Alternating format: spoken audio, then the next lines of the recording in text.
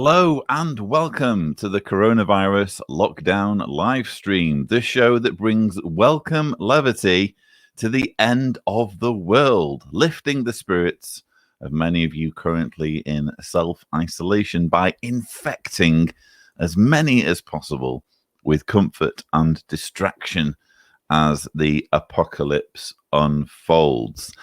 Since it seemed to work well in yesterday's show when I just read for a while, I think it's a good way of me warming up, and also I promised I would read some material at least in this show. I have Sasha waiting in the green room, and also I believe Spiro will be on today's show. So we have the panelists lining up. We also have currently 31 watching, which isn't bad for the beginning of the show, considering I am, as you all know, banned from using YouTube for this live stream. So 32 for the beginning of the show is a respectable number. And comments are already flooding in. Donna Fletcher saying, cannot wait. You and your guests bring both compassion and levity to any subject. Any subject, Donna. Thank you all from Plymouth Meeting, Pennsylvania. Wow. So thank you so much for that, Donna. That's certainly given me some motivation to continue the beginning of this show. Again, I promised I would read a little bit. And actually, if you remember, this is Bill Bryson's new book, The Body, a guide for occupants. I'm a massive fan of Bill Bryson.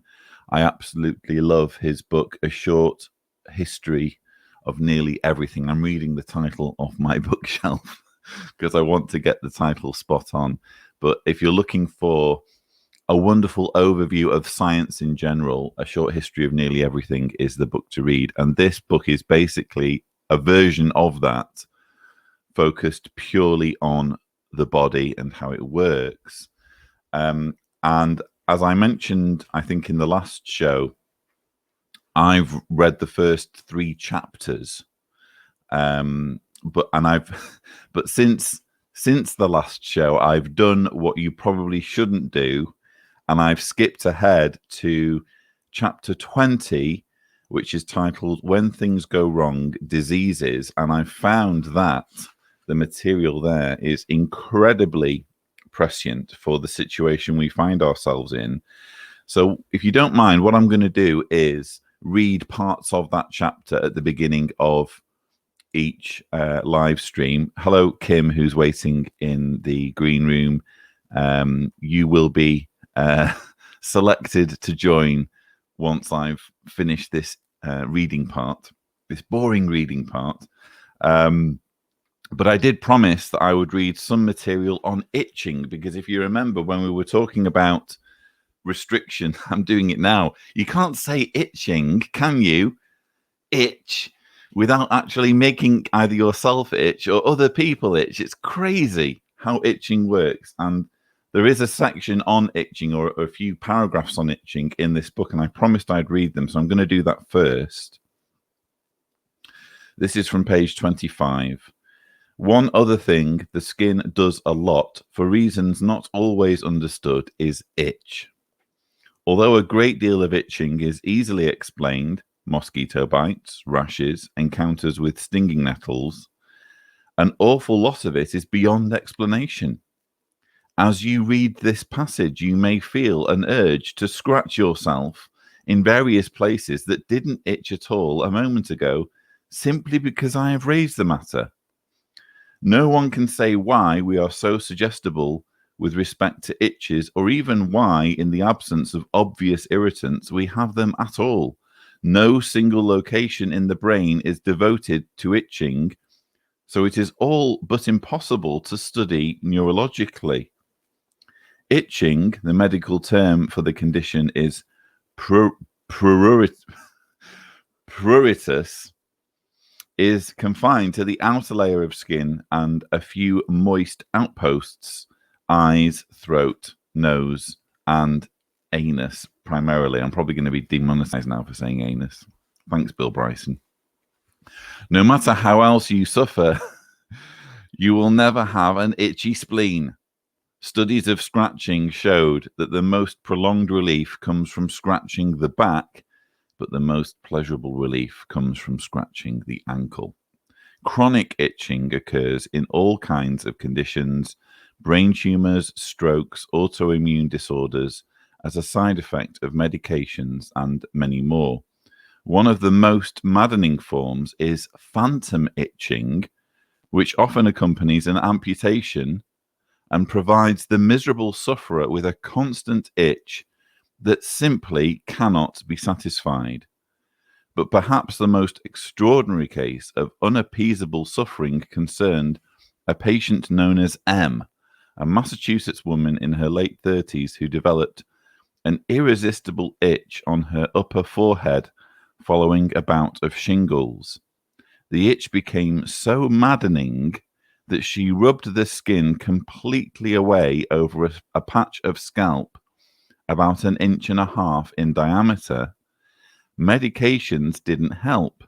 She rubbed the spot especially furiously while asleep, so much that one morning she awoke to find cerebrospinal fluid running down her face. Sorry if this is not good material for the morning, folks, but it makes the point. She had scratched through the skull bone and into her own brain. Today, more than a dozen years later, so she survived this apparently, she is reportedly able to manage the scratch without doing severe damage to herself, but the itch has never gone away.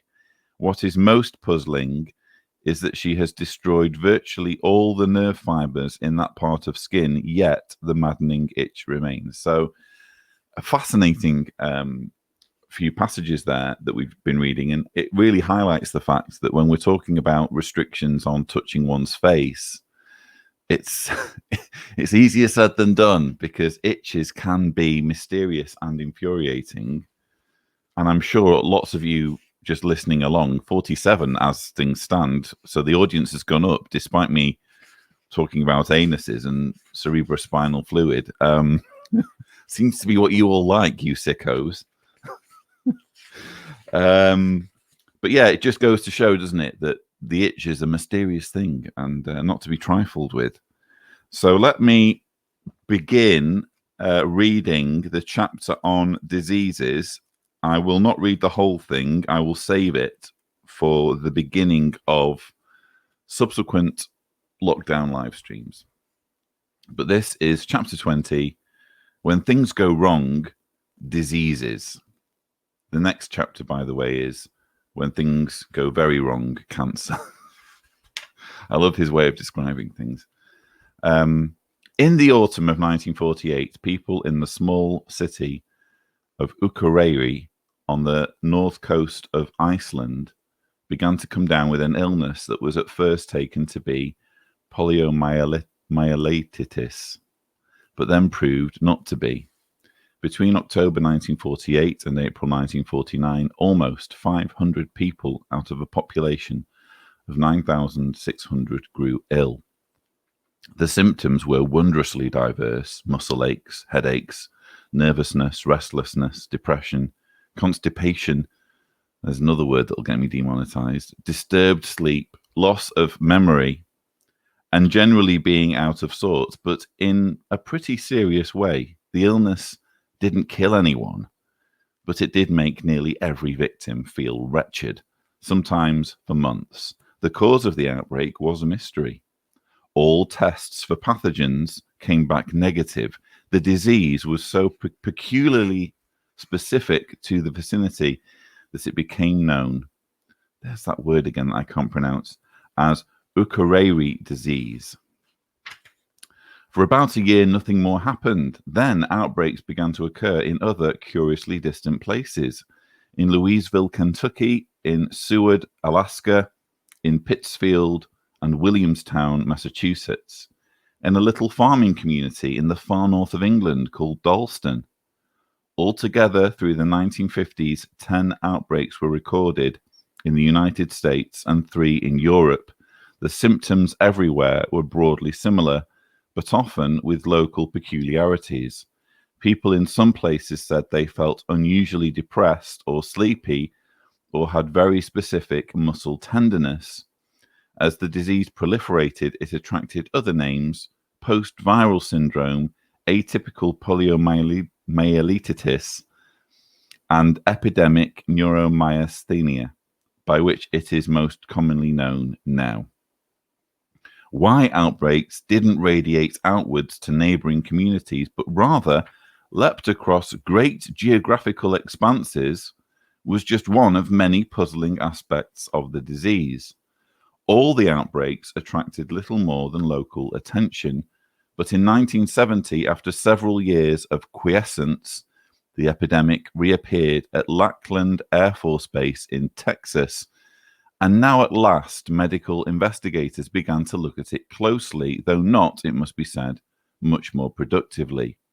The Lackland outbreak made 221 people sick, most for about a week, but some for up to a year. Sometimes just one person in a department came down with it, sometimes nearly everyone did. Most victims recovered completely, but a few experienced relapses weeks or months later.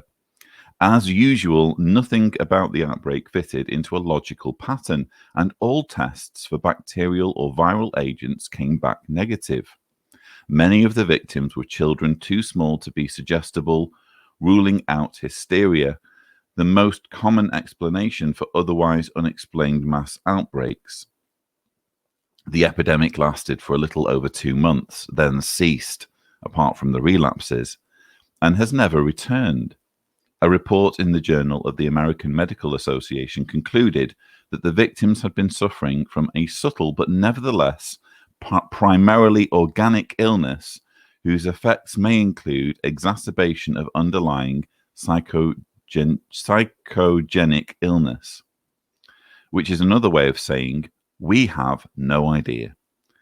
Infectious diseases, as you will gather, are curious things. Some flit about like Accuray disease, apologies for these pronunciations, folks, that these are mysterious words, popping up seemingly at random, then going quiet for a time before popping up somewhere else. Others advance across landscapes like a conquering army. West Nile virus surfaced in New York in 1999 and within 4 years had covered the whole of America. Some diseases wreak havoc and then quietly withdraw, sometimes for years, occasionally forever. Between 1485 and 1551, Britain was repeatedly ravaged by a terrifying malady called the sweating sickness, which killed untold thousands. Then it abruptly stopped and was never seen there again. 200 years later, a very similar illness appeared in France, where it was called the Picardy sweats. It's a shame to have Captain Picard's name attached to an illness, isn't it? The Picardy sweats. Then it too vanished. We have no idea where and how it's incubated, why it disappeared when it did, or where it might be now. Baffling outbreaks, particularly small ones, are more common than you might think. Every year in the United States, about 6 people, preponderantly in North Minnesota, grow ill with Powassan virus. Some victims suffer only mild flu-like symptoms, but others are left with permanent neurological damage. About 10% die. There is no cure or treatment. In Wisconsin, in the winter of 2015-2016, 54 people from 12 different counties fell ill from a little-known bacterial infection called Elizabeth Kingia. 15 of the victims died. Elizabeth Kingia is a common soil microbe, but it only rarely infects people. Why it suddenly became rampant across a wide area of the state and then stopped is anyone's guess. Tularemia, an infectious disease spread by ticks, kills 150 or so people a year in America, but with unaccountable variability. In the 11 years from 2006 to 2016, it killed 232 in, and I now know how to pronounce it, Arkansas. But only one person in neighboring Alabama, despite abundant similarities in climate, ground cover, and tick populations. The list goes on and on. Perhaps no case has been harder to explain than bourbon virus, named for the county in Kansas where it first appeared in 2014. In the spring of that year, John Seastead, a healthy, middle-aged man from Fort Scott, about 90 miles south of Kansas City, was working on his property when he noticed he had been bitten by a tick. After a while, he began to grow achy and feverish. When his symptoms didn't improve, he was admitted to a local hospital and given doxycycline, a drug for tick bite infections, but it had no effect. Over the next day or two, Seastead's condition steadily worsened. Then his organs began to fail. On the 11th day, he died. Bourbon virus, as it became known, represented a whole new class of virus. It came from a group called viruses, which are endemic to regions of Africa, Asia, and Eastern Europe. But this particular strain was entirely novel. Why it appeared suddenly in the very middle of the United States is a mystery. No one else got the disease in Fort Scott or anywhere else in Kansas. But a year later, a man 250 miles away in Oklahoma came down with it. At least 5 other cases have since been reported. The Centers for Disease Control is curiously reticent about numbers. It says only that, as of June 2018, a limited number of bourbon virus disease cases have been identified in the Midwest and southern United States. A somewhat odd way of putting it, since there is clearly no limit on the number of infections any disease can cause. The most recent confirmed case at the time of writing was a 58-year-old woman who was bitten by a tick while working in Merrimack State Park in eastern Missouri and died soon afterwards. It may be that all of these elusive diseases infect lots of people, but not seriously enough to be noticed. Unless doctors are doing laboratory tests specifically for this infection, they'll miss it, a CDC scientist told a reporter for National Public Radio in 2015 in reference to Heartland virus, yet another mysterious pathogen. There really are a lot of these. As of late 2018, the Heartland virus had infected some 20 people and killed an unknown number since it first appeared near St. Joseph, Missouri, in 2009. But so far, all that can be said for sure is that these diseases only infect a very unlucky few people far removed from each other and with no connections between them. Sometimes it turns out that what seems to be a new disease is not new at all. Such proved to be the case in 1976 when delegates to an American Legion convention at the Bellevue Stratford Hotel in Philadelphia, Pennsylvania, began to fall ill from a disease no authority could identify. Soon, many of them were dying. Within a few days, 34 were dead and another 190 or so were ill, some gravely. An additional puzzle was that about 1/5 of the victims had not set foot in the hotel, but had only walked past it. Epidemiologists from the Centers for Disease Control took 2 years to identify the culprit, a novel bacterium from a genus they called Legionella. It had spread through the hotel's air conditioning ducts. The unlucky passers-by had been infected by walking through exhaust fumes. Only much later was it realized that Legionella was almost certainly responsible for similarly unexplained outbreaks in Washington, D.C. in 1965 and in Pontiac, Michigan 3 years later. Indeed, it turned out that the Bellevue Stratford Hotel had suffered a smaller, less lethal cluster of pneumonia cases 2 years earlier during a convention of the Independent Order of Odd Fellows, but that had attracted little attention because no one died. We now know that Legionella is widely distributed in soil and fresh water, and Legionnaires disease has become more common than most people suppose. A dozen or so outbreaks are reported each year in America, and about 18,000 people become sick enough to need hospitalization, but the CDC thinks that that number is probably underreported. Much the same thing happened with Akureyri disease, where further investigation showed that there had been similar outbreaks in Switzerland in 1937 and 1939, and probably in Los Angeles in 1934, where it was taken to be a mild form of poliomyelitis,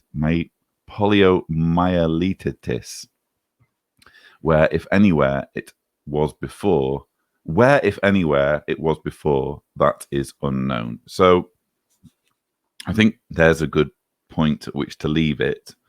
I need to remember that I'm ending on page 324. Let me write that down. It just goes to show, doesn't it, that diseases are mysterious and can pop up at any time and affect people in all sorts of strange ways, even through walking through the exhaust fumes from a hotel. You can pick these things up. So there you go. Not necessarily encouraging, but certainly it's good to know thine enemy. And we must add those from the green room who are frantically itching, it seems, in some cases,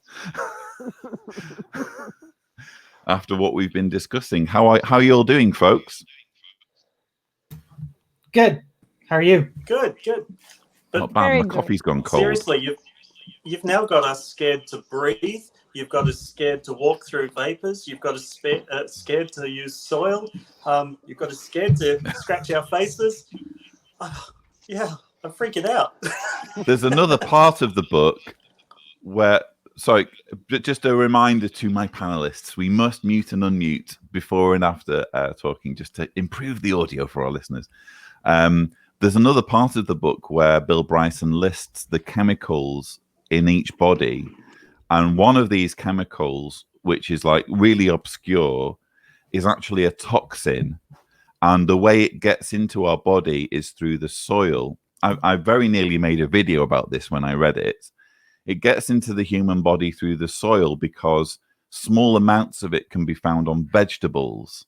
And the point I wanted to make was some design from our creator, if he's actually poisoning us through the vegetables that we eat, because this stuff is incredibly toxic in significant amounts, but just the tiniest amount gets into our bodies on vegetables and basically stays there forever. So right, so now we can't eat vegetables either. Oh my goodness! Now basically, yeah. So, despite me reading copious amounts of a book that, as Sasha has pointed out, is very morbid in places, we now have 60 people on the live stream. So, welcome to all of you. I hope you're all not too depressed from... Arthur has always got to be... What does that even mean, Arthur? What does that mean? That doesn't tell me how to pronounce anything. That's just gobbledygook. Good grief. Now he's just showing off. Well, this is what he does, honestly. But we love him anyway. You need to get Arthur back on the program. Hey, how are you, Kim, Spirit? He probably would come as well if I asked him. Let me think about it. Please, Arthur, come on. Oh, we'll have him on later. Good. Okay. Kim, I'm good, Sasha. How are you? Kim. Hello? Kim, are you like on the run from the police? Because when you join the lockdown live stream, you're usually frantically moving through woodland, and it does give one the impression that perhaps law enforcement are closing in on your location. I don't know whether you can hear me. It's an attempt to get Wi-Fi in Australia. Ah, I see. Okay. So we can confirm that Kim is not on the run from the police. No sign of any law enforcement in her immediate vicinity. So that's good. Well, like for the time being. For the time being, at least. It depends how this live stream goes. Let's see here. Sorry, a bit of housekeeping. I couldn't hear you at all, Kim. I can hear Spiro. I can hear you, Lloyd. Is it? I can hear Kim. It might be something at your end. Yeah, I can hear Kim, so it's all your fault. Okay. All right. Usual. I'll log out and log back in again. Joelle Brown, moist outposts. OMG. I think that's a reaction to something that Bill Bryson said in his book. And Jay Proctor saying, I love that book. I love it too. It's absolutely fascinating. As I was reading it, I'm kind of taking a hiatus at the moment, although obviously I'm I'm skipping ahead to that chapter on diseases. I was constantly saying, "Oh, you won't believe this, Deanna," and telling her stuff, and she was mostly freaked out by what I was saying. Let's see here. I'm trying to bring in a few of the comments. You see, the good thing about the live stream is that when people are listening along, they're all talking to each other. And that's good, and that's exactly what I want. I want a community around the lockdown live stream, but it makes it difficult to add the comments, because if someone's just replying to someone else, it doesn't make a great deal of sense. It's far more entertaining than the garbage we waffle on about. Indeed, yeah. We should just have a video of them all talking to each other. I think that would be far more entertaining. Yes. Rianne saying, "Hello, gang." Hello, Rianne. Lovely to see you. Hi, So what we'll do at this point, because no one's... Oh, yeah. Yvette's saying Arthur's showing off. Yvette, you're going to join us? He does do that, but we kind of love him for it. We kind of like the fact that he does that, because he wouldn't be Arthur if he didn't do that, if he didn't fact check and correct people all the time. That's what we like about Arthur, and that's why we will have him on the show later. But I think the most pressing priority for many watching is the absence so far of poetic content. And for that, we must turn to this show's resident, you might say, poet laureate, whose gift... Lots of things. I don't know if that's one of them. Whose gift at turning ordinary words into moments of ecstasy and joy is unparalleled. We now turn to Sasha's Poetry Corner.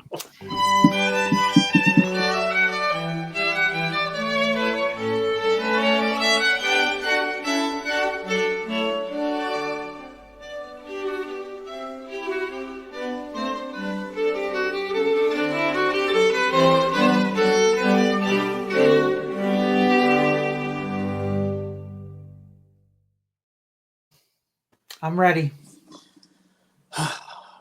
Okay. Stuck in our homes, just trying to survive. Let's look at the men who once ruled our lives. With this new generation, we are always ready, because Sanderson's life overlapped with Freddie's. Now, Garrett can do what he wants at a whim, because Watchtower holds no authority over him.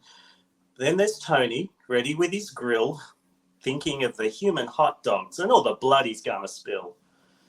Then there's Sam Hurd, cooped up with his wife, her smaller female brain, all void of strife. But up on the ARC stand, we see old Aussie man Jeff, where apparently Christmas is okay and it can't get you DF'd. So pay rapt attention now to our dear brother Splain, as he tries really hard to take the topics that are hard to explain. Now, suddenly, though, I see Stephen's funny face. Now, where in the world did he come from? Was it outer space? Now, I don't have much to say about Kenneth Cook, because he's done nothing of interest to write down in our book. So, alas, though, we've come to the end of those who wear pinky rings. So instead, let's listen to Lloyd as he sings his hit song, Good Things, Bad Things. That was very impressive, Sasha. It seems that despite this being an entirely made-up thing where I put you on the spot, you are finally becoming institutionalized to being this show's poet, to the point where you've actually prepared one rather than just freestyling. The last few nights were definitely freestyling, like pretty obviously, you could all tell. Impressively freestyling, but this one you've actually, it's finally sunk in that this is going to happen in every show, whether you like it or not. So, well, I'm not going to take any credit for that. That came from our dear friend and supporter, Matthew Tino, who messaged me today. He said, if you want to have a poem ready so that Lloyd doesn't put you on the spot, feel free to use this one. So, Matthew, full credit to you, mate. That was brilliantly put together. So that Matthew wrote that, did he? Matthew Tino. So full credit to you, my friend Matthew. Please jump on. Let us know we know what inspired it. But that was brilliant. Really good. Fantastic. Well done, Matthew. Although I'm equally impressed with Matthew's poem and disappointed that Sasha's cheated. Sasha's All right. poetry corner. Kim Next is time, nodding along, freestyle so again. I might contact our dear friend Cliff and see if he can give me some tips on how to freestyle, because I'm pretty sure. no, you were doing well. You were doing well, mate. Sorry, Thanks, guys. The intro of your not poetry session, Sasha, reminded me of something. I was talking to my daughter today, and it's the first time ever she's seen one of your videos, Lloyd, before me. And she just couldn't help but laugh her head off at your comment in respect of that video is going to be like a fine wine. Yeah. She just loved it. Well, it is. It is going to be like a Brilliant. fine wine. It's maturing as we speak. With every day, week, month, year that goes past, that thing gets more and more and more embarrassing to watch. Cheers, Spiro. Now, Lloyd, though, there's a big elephant in the room. You will notice that the last line of that poem asked you to sing your hit song, Good Things, Bad Things. So just putting it out there, viewers, anybody? How about that weather, eh? How about the weather, man? Still lots of comments Crazy. coming in. I'm just trying to keep track of comments. Yeah, man. Like, geez. Anna says, hi, everyone from California. Eric Hey, Anna. saying, poetic words at the proper time for us. I like your new avatar, too. That's good. Pat Social saying, distancing for 2,000 years. Pat Henson saying, bravo, although I think you should call your segment Wine and Poetry Time with Sasha. It's too late now, Pat. I've done the video and I'm not revisiting it. But, the wine is heavily implied, I think. So, yeah, lots of comments coming through. Again, I think Lisa Noonan saying so much talent here. You're welcome. Vicky Wells saying Sasha needs a break. Vicky, he hasn't Thanks, even Vicky. done any work there. He's literally just read someone Vicky. else's poem. Why are you saying he needs a break? He's basically the Trump poet. He just takes credit for everybody else's work. My poems are the We've best. got to go easy on. They're We've got to huge. go. Everyone loves them. Spiro, Trust me. we've got to go easy on the orange monstrosity in this show because I got all sorts of comments. Because you wouldn't think this, considering the fact that I am, fairly liberal in my ideas, but I do have, it seems, a fairly strong following of extreme right people, and so I was getting all sorts of comments after yesterday's show. So we need to say loving, appreciative things about. Okay. Well, let me Donald then Trump. say, I noticed those comments too. Let's do that now, shall we? What can we say that's positive about Donald Trump? Go. Okay, I've got something. Okay. I actually had this conversation with someone. I won't say who because they are a pretty well-known person.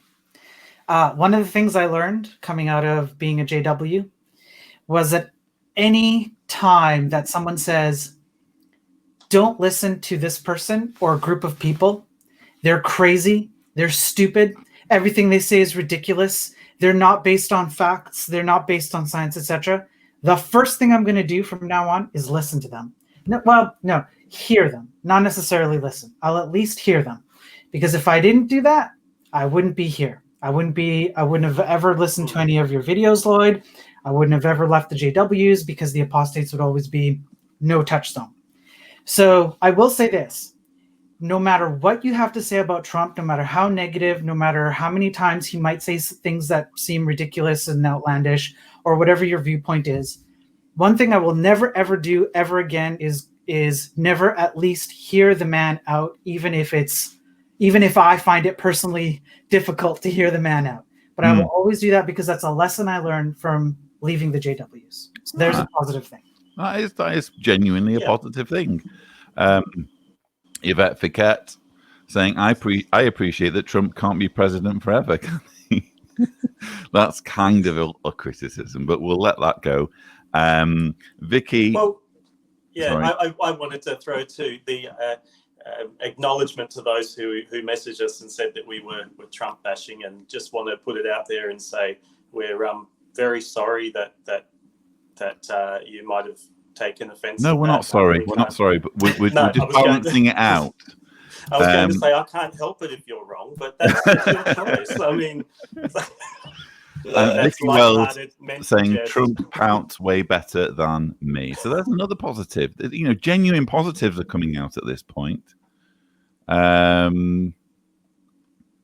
Jeremy Howell, Trump tans with Cheetos better than anyone else I know. He does have an uncanny ability to produce a very rare, you might say, almost disease-ridden hue to his skin. So, and speaking of diseases and so forth, Trump made the promise that he would have the coronavirus under control by Easter, and I eagerly await him fulfilling that, and then I will change my opinion. So I offer him the opportunity to be able to come through with that promise. A good thing about Donald Trump is that he's going to make the next president look amazing. That's also sort of a veiled criticism, but we'll let that go. We lost Kim. Oh no, there she is. I thought we offended Kim. I think she is genuinely on the run from the police at this point. Yeah, I think they just caught her, and she had to Yeah, she's just been taken out by law enforcement. Yeah, I think it's. If we can get her back on at some point, we certainly will do. Probably from within jail, where she's probably like witnessing to people there, you know. Indeed. Now, as Kim rejoins, I think she's rejoining. There we are. How are you, Kim? Are you with us? We can't hear your audio. They got to her, man. They've got to her. Okay. Big brother. Never mind. She is a lawyer, so you don't know what's going on. Oh man, those lawyers. So, at this point, we're going to take some voicemails, and I now have. Oh, good. We've had some more. We've had some more. We actually had 4 voicemails, but I'm only going to play 2 because one seemed to be a bit dubious as to whether it was actually for the show and not for, you know, the channel and JW survey in general. It was giving out lots of personal information, so I'm leaving that. And the other one, you can leave up to 5 minutes of voicemail, but I'd really kind of prefer if we could make it like 2.5, 3 minutes max, because I just want to keep things as fast moving as possible. So if I'm describing your voicemail and you would like to have another shot, please by all means do. The address to use for anyone who wants to send in a voicemail is speakpipe.com/Cedars. And if you want to send in a video message, we don't have any to show today, but there is an email address that you can use if you want to upload your video to Google Drive and share it with me. I only ask that you limit, if possible, your video to 30 seconds, which is the maximum I can play a video for. So that's the address to use for a video message. But we are now going to play the first of 2 voicemails, and we're going to do it old school because I don't know how to do this otherwise. Hey, Lloyd. My wife and I have been covertly fading for the last several years. But over the course of the last week, our family members have been coming out of the woodwork to try and rescue us, because clearly all of this coronavirus stuff is a sign of our being in the final part of the last days of this system of things. In any case, my question is this. In the coronavirus report from the governing body of Jehovah's Witnesses, did it at all strike you as odd how light-skinned and American the individuals at the Korean and Italian branch offices looked and sounded? It was almost as if they were in fake rooms with green screens behind them. Did you notice that? What are your thoughts on this? Well, I think the whole thing was odd, wasn't it? The coronavirus report. And it was all very, very artificial looking, very contrived, very fake. I have my own theories as to how it was actually put together. It wasn't too much of a surprise that the certainly the ethnicity. I mean, in fairness, the contact at the Italian branch did sort of look like he might have Italian ancestry. The contact at the Korean branch did very much look like he'd just been sent in there from I forget which country now, but I think someone said that they recognized him. It does often happen. Branches in the developing lands, from JW point of view, often are given somebody from Bethel or from America to head things off. Sadly. Yeah. I mean, that sort of things doesn't really bother me too much, to be completely honest with you. I suppose from their point of view, they are entitled to appoint the right person for the job. And I'm sure in both cases, you're dealing with people who have probably devoted quite some considerable time to studying the local language and customs and trying to make these part of their work, or trying to acclimatize as much as possible, shall we say, to local customs and language. But in terms of how it was all put together, my theory is that it was kind of a hodgepodge where they maybe had camera lights and sound. Well, they did have camera lights and sound set up at the locations themselves, and they recorded on high quality footage someone responding to an interviewer as though that interviewer was Stephen Lett. Yeah. It could be that they were actually being interviewed by Stephen Lett, but it wouldn't surprise me if they were actually being interviewed by someone else, and then they just spliced in Stephen Lett's part, because Stephen Lett didn't look to me like he was conducting a live interview. He looked like he was literally just reading from an auto cue questions that he was supposed to be asking that they would respond to. In parts, they would show the video footage like in a split screen so that it looked like they were listening along to what he was saying. But in other parts, it would switch to a full screen, which indicates of Stephen Lett, which indicates to me that they didn't want people to see the responses or the body language of the person on the other side, because it would have exposed the fact that it wasn't a live interview. So very interesting how it was put together. Maybe at some point someone will leave the organization who knows more than we do and will be able to give us the full inside story on how that was put together. But yeah, it was a very odd piece of broadcasting, shall we say. And as we mentioned before, Lloyd, I am in agreement with everything you just said. No skepticism at all. Love it. You know, it reminded me of something that the media tends to do quite often. Commercial radio stations tend to have their morning DJs or their afternoon DJs crossing to a live interview with whatever the current pop star is at the time. And they'll have banter and fun, lighthearted conversation and ask them questions, and the artist responds. Apparently, the method that's used all around the world is there's prescribed or pre-written answers and responses that the artist gives, and that the radio stations that are airing it just use their presenters and cut in their questions according to the script, and then they can just cut and splice that and use that in markets all over the world in all different radio stations. So it's almost like, yes, it was a rehearsed script. So that was our first voicemail, and we have a second, and the second is from Blighty, from my homeland. So let's listen to that.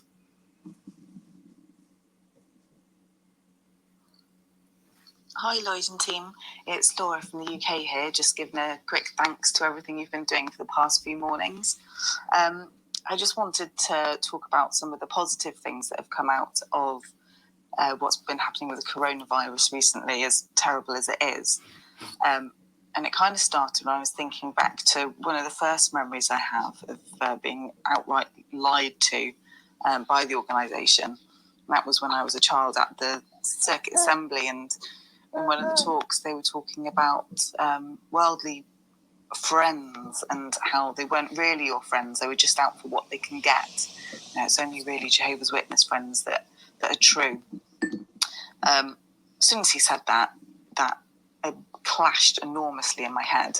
Some of the friends that I had back then as a child some of my worldly friends back then. They're still friends of mine now. We've been through an awful lot together through decades, and yet no witness friend has stuck around as I faded years ago. And here in the UK, some lovely things have been happening. So obviously the NHS has been put under a huge amount of stress. The Prime Minister asked for 250,000 volunteers and got over 400,000. And to thank, well, not take a lot more to thank them, but to show solidarity, it sounded like most of the UK was stood on their doorstep at 8 o'clock yesterday evening, clapping and cheering. The videos have been brilliant. And here in my little village, we've had notes put through saying if there's anything we can do. We've set up Facebook pages. Everyone's helping together and really pulling together to help see us through. So I was just wondering if there was anything else listeners could share that was maybe uplifting and showed solidarity in this these difficult times. Thanks.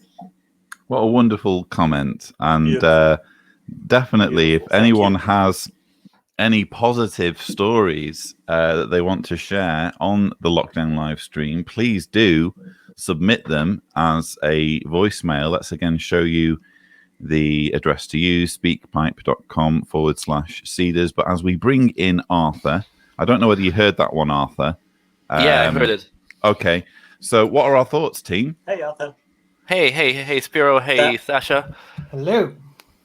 Nice to have you along. Yeah, me that too. was beautiful. That message, absolutely beautiful. Thank you for sending that in. That was a beautiful indication of what humanity really is like. Yeah. People do inherently want to help one another. We see that every time there's a crisis. And the sacrifices that those in the healthcare are going through. I received, or I saw on Facebook, a most beautiful letter from a nurse who's working for the NHS, either NHS or in the States, I can't recall, sorry. As she described what basically her life is like now, no holidays, it's a 7-day work, 14-hour shifts. She has to come home, strip off, shower, can't hug her husband or her children for the next 3 to 6 months, has to sleep in a separate room, has to make sure that she does not contaminate because she's working on the front line. She knows that she will get sick. It's just a matter of when, because it's just inevitable. The statistics are she's working with those who are really ill. And these are the sacrifices she does for, let's face it, those in the healthcare don't get the best wage.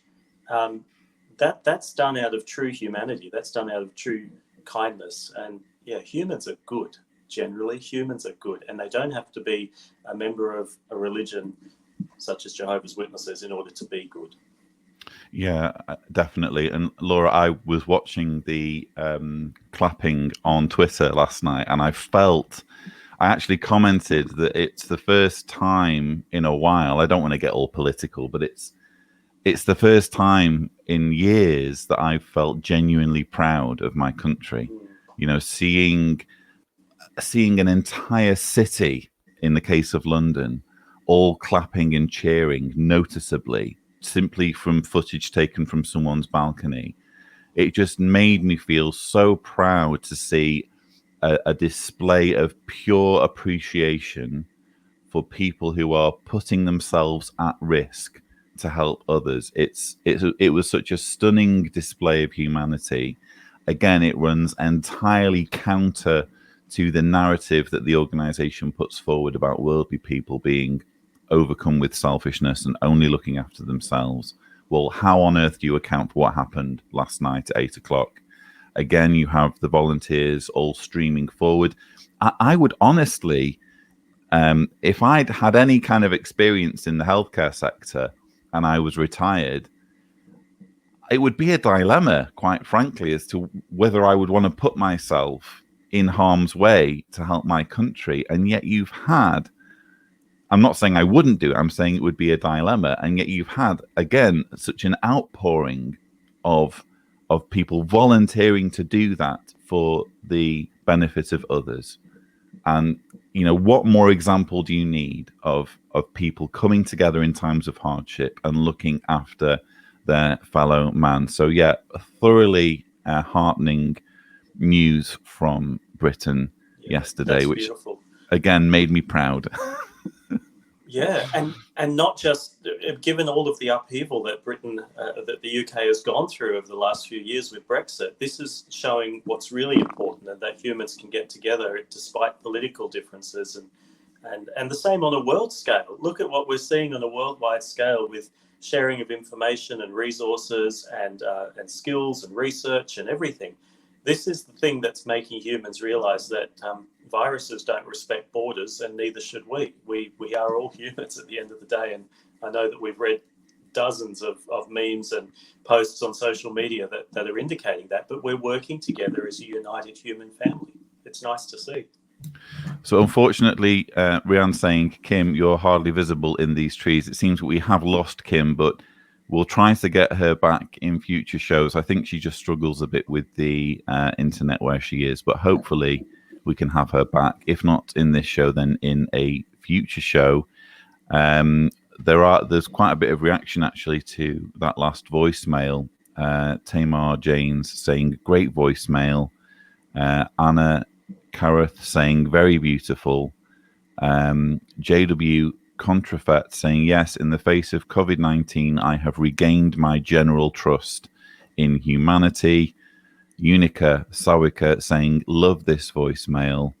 Simon Instone saying, oh, is that why everyone was clapping? I thought they had seen my amazing technique in taking bins out. No, sorry, Simon, you misread entirely the situation there. Read the room, man. Read the room. Vicky Wells saying, when the chips are down, real character comes to the surface. And yeah, just lots of positivity there from people listening in. I think someone sent me a question. I have a question, Lloyd, says Karen Lawler. I've been with the Salvation Army all my life and was wondering, why don't we ever hear about Jehovah's Witnesses helping people like the Salvos do? I don't know too much about the Salvation Army. You'll know more than I do. But when it comes to Jehovah's Witnesses, they do disaster relief work, but it's only to help their own. In a few rare instances, they might rebuild a neighbor's house, like a neighbor of a Jehovah's Witness, or they might do something to help maybe a government official or something. But for the most part, their relief efforts are entirely directed towards fellow believers, which I think says a great deal about their reading of various Bible passages. Like I frequently point to the passage about the Good Samaritan, which, you know, clearly the message is you should be helping people irrespective of whether they share your beliefs or not. Jehovah's Witnesses entirely overlook that. And my belief is, I don't know what the panel thinks, I think that part of their very, very us first approach to disaster relief is inspired by the fact that they think everyone's going to die soon anyway. You know, why would you bust a gut to rebuild the house of someone that's probably going to be killed at Armageddon soon, imminently anyway? And you make a good point with the Good Samaritan illustration.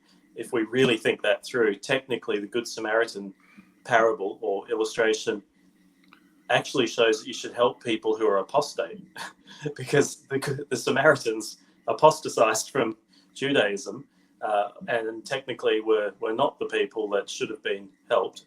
And yet the passage was very clearly showing you help people not of your religion, not of your faith. You help even those who have left your faith should be helped, because that's what humanity should be about. JW Contrafet saying, agreed, Lloyd, what's going on in Germany is exactly the same. So people are rallying together. There was just one thing I picked up on in Laura's voicemail about, I'm not entirely sure how advisable it is to put notes through people's doors at a time like this, because that surely I'm not sure that that's an advisable thing to be doing. If you can find with disinfectant first. If you can find a way of conveying information that doesn't involve putting objects into people's houses. I think she mentioned Facebook groups and Facebook definitely. Definitely. Really Stu Tyndale providing a welcome correction. The 405,000 volunteers are not former health workers, just ordinary people. Well, again, Beautiful. Just amazing to see that outpouring of humanity, people genuinely putting themselves at risk to help others, irrespective of what their background is, and not necessarily having any horse in the whole healthcare thing to begin with. So that's really lovely to see.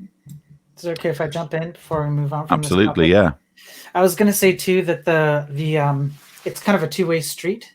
On the one hand, the voicemail was great, and it emphasized how I very similarly was told everybody on the outside in the world is evil and they don't care about you. I literally got told this world's going to chew you up and spit you out. It's a two-way street. You can find good and bad people outside. You can find good and bad people inside the JW religion.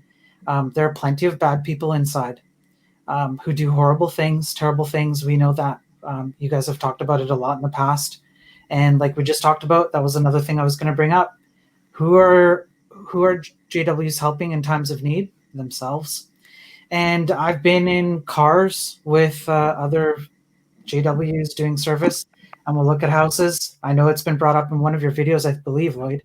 And you look at someone's house and be like, well, maybe I'll get that house, after the person's dead. You don't say the words, right? You don't say, after this person has been killed by God in a mass genocide because they didn't believe what I did, I'm going to get their house. You don't say those words, but the implication is like right there. You say, oh, like in the new system, I'll get their house, right? And you just gloss over the, in my opinion, the very evil, disgusting, morbid part of that aspect. So it's a two-way street, and it's not fair to just label everybody in the world as evil. Indeed. And by the way, we're not suggesting that there aren't total nutters out there. I'm sure we can all think of examples on social media of, don't they call them COVIDiots? There's a phrase for them who are just wantonly putting people at risk and themselves at risk. Yeah. So, it goes. I think what we're saying, Spiro, is that it goes both ways, both in and out of the religion. Exactly. You have good people in and out of the religion, and you have good and bad Jehovah's Witnesses. Exactly. And what I've noticed that's come through too, those who perhaps come from a religious background are very familiar with the golden rule: do to others as you would have them do to you. But we've seen something come out in humanity that's more like, we could call it the platinum rule, which is not do to others as you would have them do to you, but do to others as they would like done for them. So it's all about going out of our way to actually take the initiative and do those nice things for people in our community, the things that they need at this time of need and upheaval. Practice the platinum rule, not just the golden rule. Do unto others as they would like done for them. Very well said. Just bringing in Eric Larson's comment. I'm just going to say I like the avatar.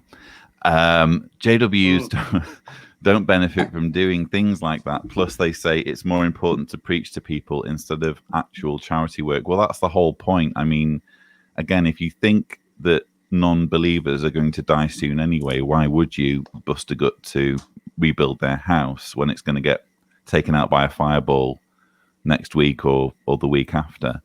It's all entirely focused on helping fellow believers. Matthew Tino, today's resident poet, many would argue, people in my area are on apps like Nextdoor and offering to help each other out with errands and shopping for those that can't get out. What a wonderful thing to do. What a wonderful gesture. Yeah. Vicky Wells says, I wrote my poem for the NHS as I was trying to encourage some very resistant elderly relatives not to go out. Vicky has a poem.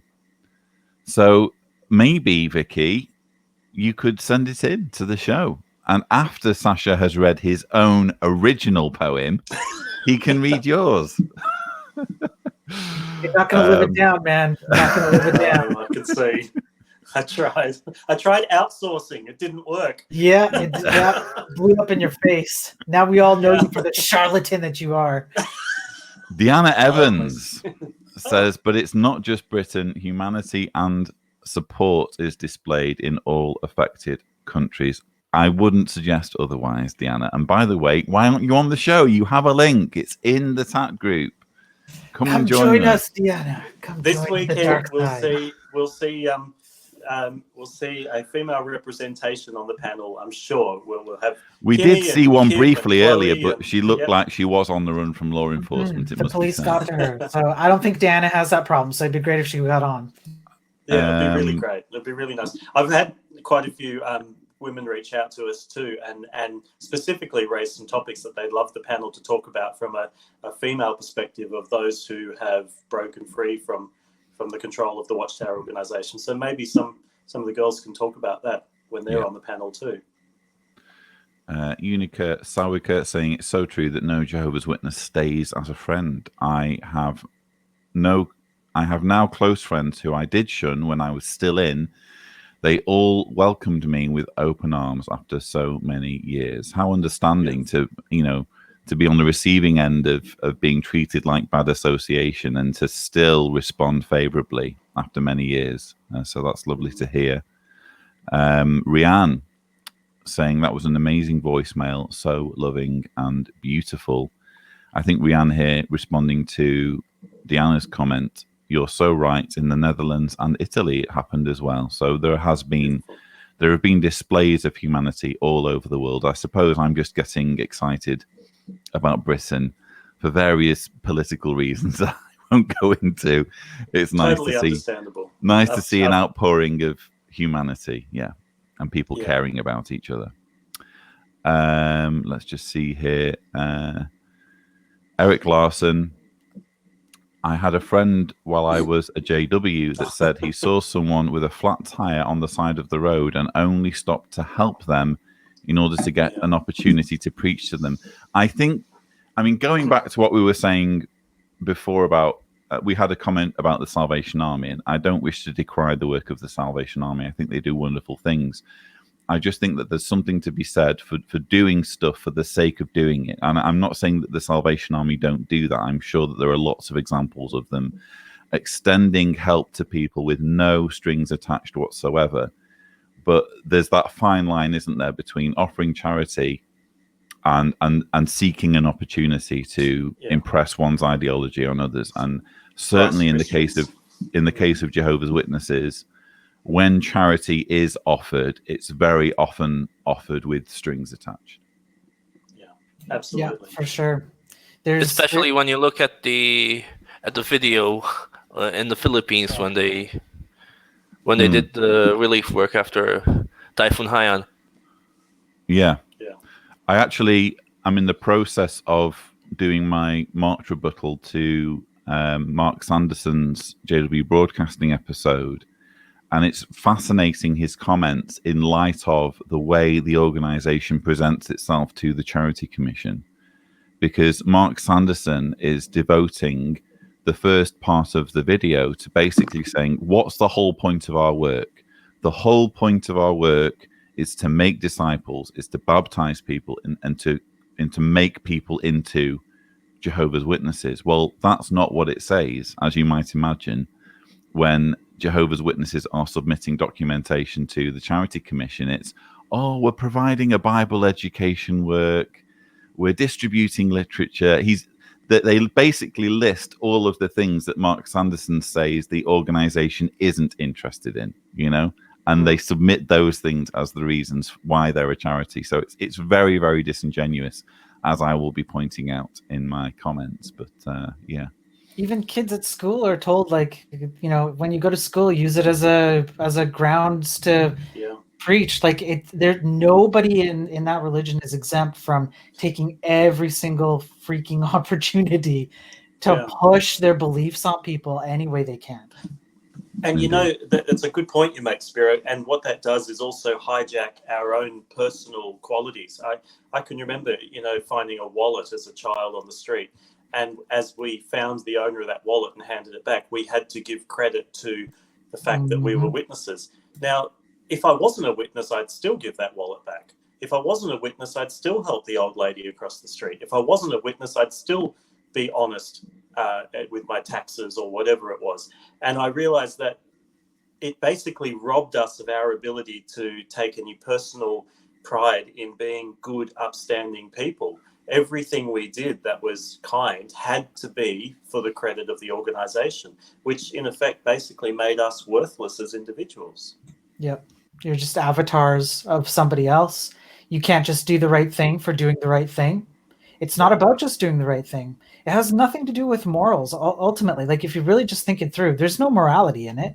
You're just an avatar. You're just a shell for somebody else, the men at the top, to use you as a shell for whatever they want to do. You're just a cog in a machine. You're just a cog in a machine. There's no soul in it. There's no individuality, no personality. No matter what they tell you, and like in I think your latest video, Lloyd, you were talking about how, oh yes, you're free to express your individuality, etc. Like, no, come on, really? Like, really? Are you really free to do that? Because it's not really what it's about. Indeed. I'm going to go full screen, not because I like looking at myself, but because we have a large comment, and I don't want to obscure people. Yvette Viquette saying, even our suburb of Seattle, every night now at 8 p.m., everyone comes out their doors and cheers and claps for our modern day heroes.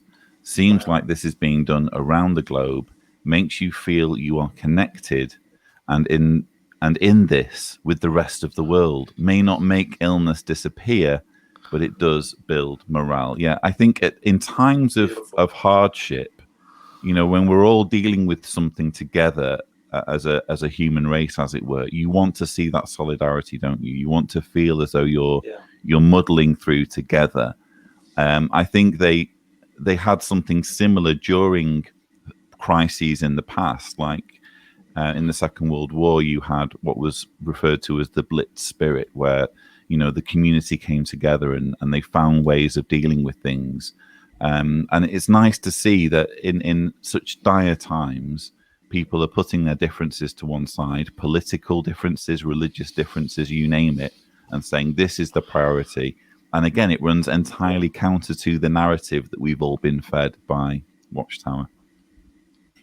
Very true. Very true.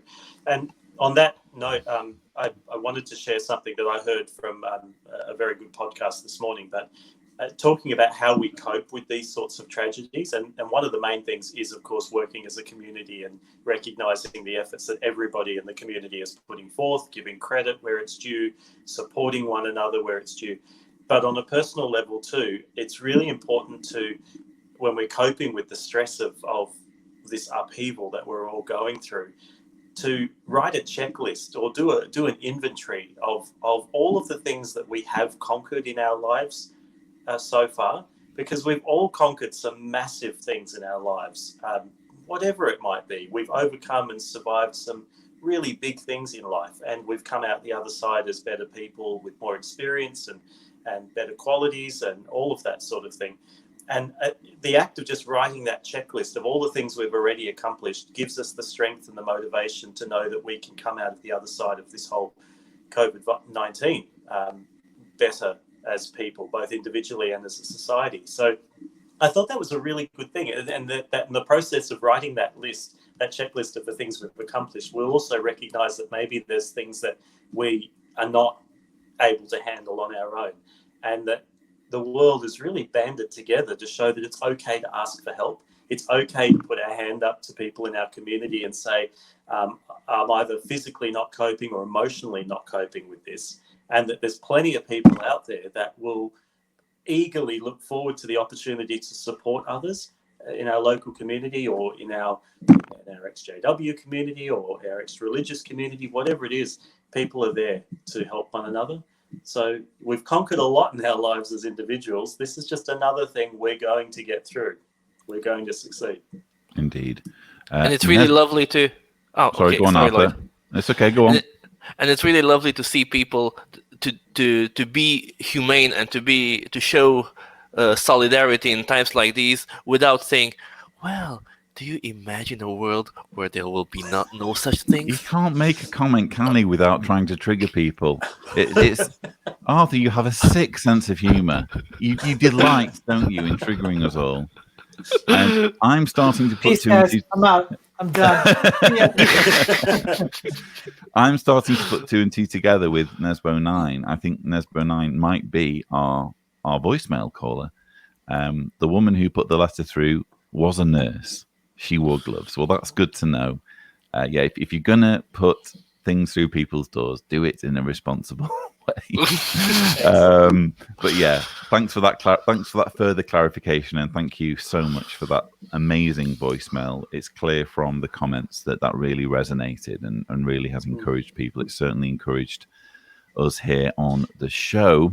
So could I put a request out to all of our viewers then and everyone who's watching and dropping comments? What sort of things do you want to see us do as a community, maybe as the XJW community? What sort of things do you think we can do to help one another? If you've got any thoughts, suggestions, let us know, because that's what it's all about.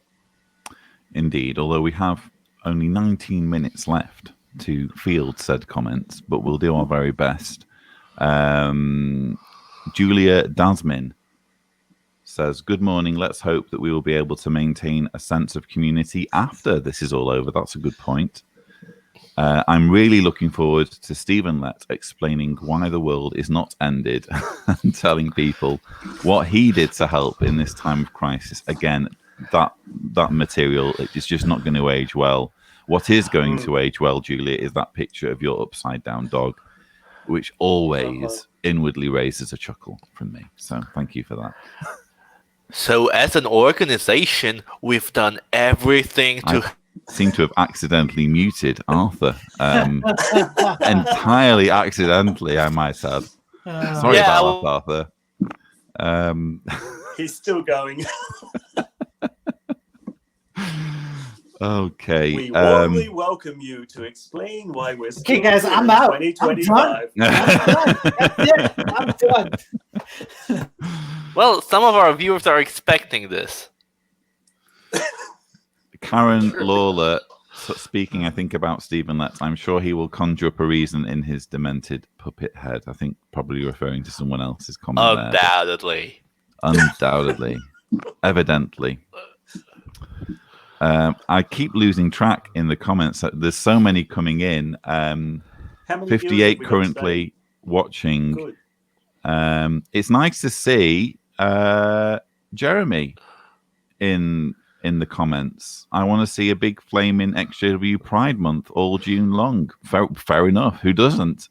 But lovely to see you in the comments there, Jeremy. Maybe we can have you on a future lockdown live stream. There's something. That'd be great, Jen. I was just talking to him before the live stream started, and I won't spoil anything because it's on his channel, so he's kind of in charge. But he and I may or may not be on a live stream together playing a video game for moonlighting, are you? Yes, moonlighting for other people's live streams. Well, you know what Jeremy doesn't do that you folks do all the time? Arthur, trigger me. So I'd love to know a little bit more about how German and perhaps somebody else on the panel here was able to work out that Jehovah's Witness video game. Oh, that thing? Oh, just like, I think what he did was he got like a crack shot programmer who's like super good at what he does. He's like he's the best programmer ever, and best programmers. The best. Everyone loves him. And he managed to get him to set up a server, take the code from wherever it was, whoever originally made it, set up a server with it, and yeah, that was kind of a fun thing to do. It's me. I mean, big surprise, everyone. I'm not the best programmer ever right now. That was awesome. But that was a fun thing to do. And I remember setting up the server originally and doing like a little playthrough of it. And my jaw dropped to the floor. I'm like, I can't believe this is a thing. And Jeremy did a great job poking fun at it. I thought he did. He knocked it out of the park.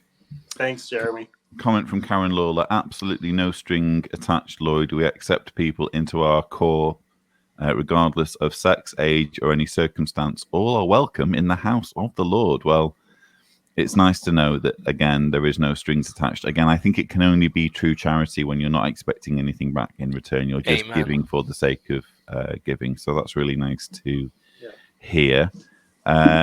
Ultraviolet Dragon says, have you considered doing a charity live stream properly organized and publicized, they can raise a lot of money for people doing good work.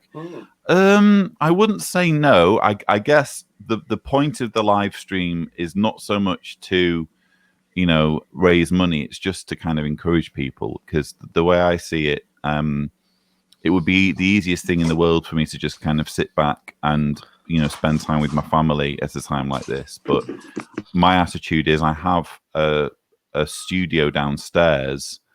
It would be irresponsible, I feel, to not use the opportunity to help encourage people and uplift people's spirits a little bit. But I certainly take your suggestion on board, and I'll give it some thought. Rianne says, Arthur, love your humor. That's a bit debatable. We'd have to debate you there a little bit, Rianne. We need it. It's therapy, makes us less sensitive when we hear it from the organization itself. Thoughts, Arthur? Well, thank you, Rian, for those lovely comments. I guess for me, it's a privilege to be able to make such a high quality parody of the organization. Spiro is in spasms at this point. Just from those few words. You're saying it exactly how I would expect an elder to speak after you told him to give a great talk. He's like, thank you. Those were uplifting, encouraging words. But really, the credit goes to Jehovah. I mean...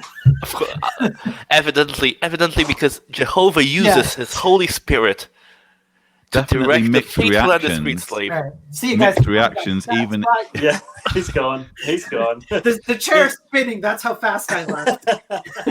Mixed reactions, even in the comments, because Julia Dasmin says, thank you. Arthur, stop with the triggering phrases. So probably Spiro would appreciate that comment and relate to it. Spiro, we had a lot of feedback on your singing of that JW song. No, neither of you do it. We had a lot of feedback about that. Okay. Resist. Okay. Resist. All right. Yeah, I read some of the comments. People weren't too happy with me, so I won't torture anybody with any more of that. I'm in the dark at this point. When did Spiro sing a JW song? We're Jehovah's Witnesses. Yesterday. Yesterday. Yeah. Yeah. Oh, it was all a blur yesterday. We're Jehovah's Witnesses. You had to go there, Arthur. You had to go there. Let's talk before we really demonetize Lloyd, like for real. Before all the XJWs leave because of PTSD. Eric Larson saying, I love live streams like this. Gives us a sense of community. Again, that's more the reason why I'm doing it more than anything else. It's to just bring us together at this time. Actually, and feel free to drop us comments of things that you want us to waffle on about. Everyone, just send us messages either through the email or Facebook, whatever. Just drop us a message and we can waffle about that. And we appreciate any input. Here's a suggestion from Eric. If you do a live stream on whatever day the memorial is, Arthur might start passing out bread and wine. Got half of it right here, man. That would be an interesting live stream live stream during the memorial. Although it's happening all over the world at various times, depending on the time zone. Isn't it? Yeah. Interesting to ponder that one. But yes, just going back to that earlier comment again, it's really just purely a case of, and this morning was actually the most challenging I've had. I'm trying to do this on a daily basis. There's inevitably going to be a day where I can't for some reason, or I just need a break from it. But this morning was especially difficult for me to get here on time because it was a rough night last night with Jessica, and I was literally conscious maybe 35 minutes before going on air. So it was a case of scrambling into my clothes and downing coffee, but I managed it in the end. That's one of the benefits of having a studio in your house. Yeah, it's great to have. And we appreciate it or not. Shovel like smelly or not, doesn't matter. I think everyone just appreciates that we're all. I know it sounds cliched. We're all in this together. We're all in lockdown in various forms around the world. It's just like you either wake up and share a coffee with a bunch of idiot friends or retire at the end of the evening with a bunch of idiot friends. We're happy to be those idiot friends for you. Jane Adams says, I think just educating us on what is the actual truth, like you are doing. I'm not JW, but fear for close family that are. This is the thing. It's a movement that affects people even who've never believed, you know? The more information and insights into the organization are greatly appreciated. Thank you for that comment. Yeah. And not just that, but like Lloyd, you were mentioning yesterday your parents. I have family. I'm sure we all have family of some kind that are still in, and we worry about them, right? At some level. Yeah.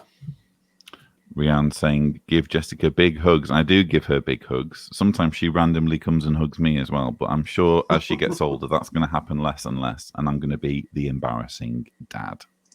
Not dad. Karen Lawler. Stop with those hugs. OMG, it's nearly bedtime here in Australia, and I'll be laughing in my sleep tonight. Thank you for the laughs. Well, we've tried to make people laugh, although we've also, in some cases, no doubt triggered people. Not saying who. Not pointing the finger in any way, shape, or form through my use of the live stream controls. Sorry, it's just sorry. Something in my throat there. Unica Sawika saying, thank you for your sacrifice, Lloyd. It's not much of a sacrifice. Did you mean putting up with us? Isn't there an Elton John song that says it's not sacrifice? Hey, singing. Right, hey, I managed to include some singing. Yeah, but that's right. Not the song that people demand, Lloyd. Oh, good grief. We're really kind of scrambling for the finish line on this one. Yeah. Like, how many more minutes? Like, let's go. Lloyd's like, how long do I need to go before I have to start singing? Lloyd, do you know how that goes? It's a human sign when things go wrong, when the shadow lingers and temptation strong. Ooh, beautiful. Carry on. Into the boundary of each married man, sweet deceit comes calling, negativity lands. Cold, cold heart done by you. Something's looking better, baby, just passing through. And it's no sacrifice, just a simple word. It's two hearts living in two separate worlds, but it's no sacrifice, no sacrifice. It's no sacrifice at all. Wow. That was really nice, Arthur. Thank you. That was beautiful, people. I recorded that. I'm going to go to sleep to that tonight. It's going to be my ringtone whenever anybody calls me. Amazingly, we still have 60 people watching along. It seems that despite our best efforts to shake our audience, they are clinging to us for dear life. For now, check back in 30 seconds. Yeah. No, that's awesome. Hey, sing a long time, everybody. Eric Larson saying Arthur can pretty much do an entire live stream of impressions and singing. Let's test that theory for the next 5 minutes. No. And it's Eric Larson's suggestion. What else have you got for us, Arthur? Eric. So we are in the last 5 minutes of our coronavirus lockdown live stream. So it's time to ask our panelists to say their closing thoughts before we conclude with song and prayer, everybody.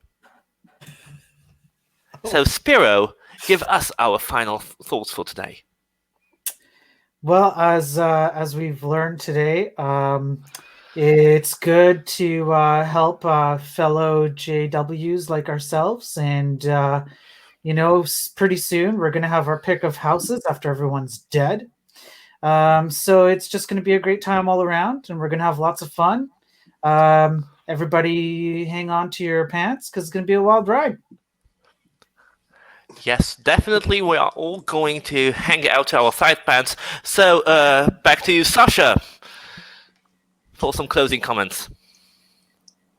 I give full credit and appreciation to those that have managed to hang around and hang out with us today. It hasn't been our best, but we're happy to be here with you. No, seriously, everybody, hang in there. I know that this is a really weird time to be alive, but it's also a really happy time, and people are getting together, humanity's working together, communities are getting together. Forget where we've come from, forget the cult background, forget our religious background. We're all in this together, and yeah, let's just be there for one another. Reach out and take the opportunities to be there to support one another. I must also acknowledge the fact that whereas we had about 100 watching along in yesterday's live stream, it's slightly less, and I've realised that part of the reason for that might be that I didn't tweet out a link or put a link on Facebook before going live. So I think we've been hit there. Apologies again. I just literally scrambled out of bed to do this, but I think we have covered some very useful ground in just emphasizing the positivity in times like this, particularly with Laura's voicemail, really emphasizing the fact that although there are going to be nutters in any group, in any walk of life, there are also reasons to see humanity, the best side of humanity in times such as these, which again runs entirely counter to Watchtower's narrative. But that's everything we have for you on today's lockdown live stream. We will try to be here again tomorrow. I'm not making any promises for Sunday because Sunday tends to be my day off, but we'll see how I feel. We'll do one more tomorrow for this week, and then I'll make a decision towards the end of tomorrow's live stream as to whether we'll do one on Sunday. But that's pretty much everything we have for you. Many thanks to my fantastic panel, Spiro, Arthur, and Sasha. Thanks all. Thanks, everybody. Thank you. Representing Canada, by the way, Canada, Australia, Canada. Romania, and Croatia / the UK, all represented in this We're lockdown a live worldwide stream. brotherhood. Yeah. To Doesn't the matter ends what of the earth. to the ends of the earth. To the ends of the earth.